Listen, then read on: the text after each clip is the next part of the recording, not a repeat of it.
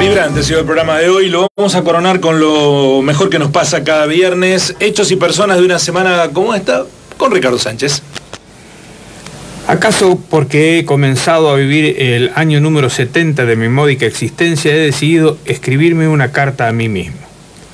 Querido Ricardo,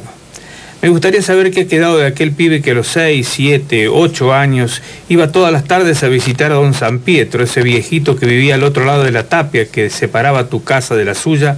acaso para disimular que donde vivías era una casa de inquilinato apenas más evolucionada que los conventillos. Don San Pietro, que apenas se levantaba de la cama y que de la mañana a la noche vivía pegado a la radio escuchando la música de Radio Nacional. ¿Qué música es esa, don San Pietro? Es Mozart, Ricardito. Mozart tenía tu edad cuando escribió la sinfonía. Y mientras don San Pietro se tendía sobre los datos de origen de Mozart y las características de la sinfonía, le quitabas el oído a sus explicaciones y te dejabas llevar por la música.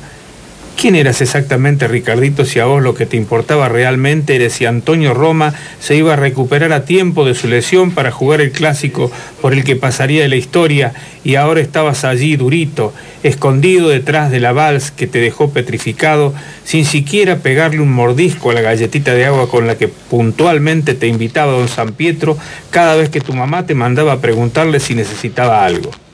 ¿Qué fue, señor, de aquel niño que se quedó parado ahí sin preguntarle a don San Pietro acerca de sus necesidades y que, cuando terminó la música, salió de ese cuarto empapado de algo distinto y pasó un rato para que volviera a pensar en la lesión de Antonio Roma?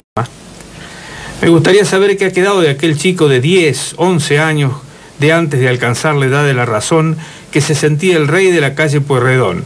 que se subía a la planta de damascos del patio de su casa para estar más cerca de los angelitos, que a la hora de los toros se fajaba con un vaso de yerbeau con pan, manteca y azúcar y se soñaba un héroe de la final de la Copa del Mundo escuchando el radioteatro Esculapio Sarrasqueta, paisano de pura cepa, y que divisaba el mundo como una colección de olores y colores. El olor del mundo era como el olor a peperina, y el color del mundo era como el que se insinuaba con la aparición del sol cada mañana por detrás del Uritorco. ¿Quién eras, Ricardito, cuando te sentaste en el umbral de la vidriera de la peluquería a la hora de la siesta, leíste el libro Corazón de una sola sentada y se te vino el mundo abajo? ¿Quién eras cuando dibujabas el perfil del pueblo andando en bicicleta y aunque te gustaba el invierno no soportabas los pantalones de franela? ¿Quién eras cuando tenías 14 años, todavía pequeño como se era pequeño a esa edad por aquellos años, y te avisaron que tu abuelo había muerto e hiciste fuerza para llorar, porque estabas convencido que si no llorabas, todos iban a pensar que no lo querías? ¿Y quién es cuando no entendías por qué algunos amigos tuyos se enloquecían ante la remota posibilidad de esquivar el control del boletero y entrar al cine donde daban una de Isabel Sarli? ¿Quién eras cuando imaginabas que tenías la vida en un puño y te distrajo ese temblequeo que supusiste era el amor? Y como no sabías qué decir ni qué hacer en esos casos, asomó en tu horizonte por primera vez la necesidad de escribir algo más que la fórmula del agua.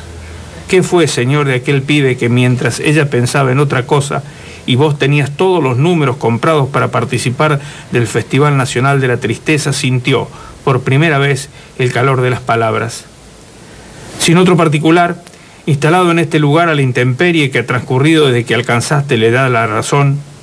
fue cuando escuchaste a Serrat cantando eso de caminante no hay camino, se hace camino al andar, o cuando te cantaron el 046 y te salvaste de la colimba, o cuando papá y mamá te dejaron solo,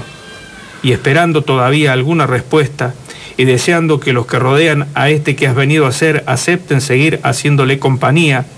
y a la espera que lo vivido no le haya hecho demasiada sombra a aquel pibe, hundiéndolo para siempre en la espesura, me despido de vos desde este yo tembloroso que ahora sabe